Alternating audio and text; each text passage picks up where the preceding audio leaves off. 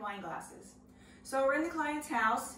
The first step for packing anything is to cover your workstation.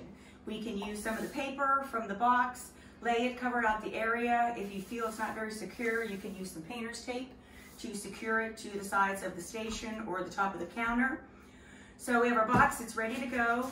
If you can look inside, you can see the bottom has been bumpered. We have rubber bands that we can use to hold the box open. Depending on the box and the situation, it can be kind of annoying to have to dip your hand in and out if the flaps are in the way. So folding the sides down and securing with a rubber band just gives you a more stable place to put your items. So we've got wine glasses, we're doing wine glasses today. So we pulled all the similar wine glasses out of the cabinet. So we're gonna use paper, of course, to wrap it in.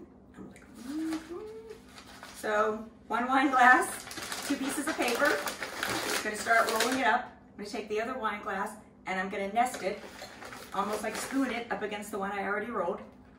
Again, 2 sheets of paper. I'm gonna come over the top. I'm gonna roll it once to capture both the items. I'm gonna flip the sides in. I'm gonna smooth that out a little bit. And then I'm going to roll it out. I'm going to take the wine glasses. The wine glasses go in the box vertically. So the general rule of thumb is the way they live in the cabinet is the way that they go into the box.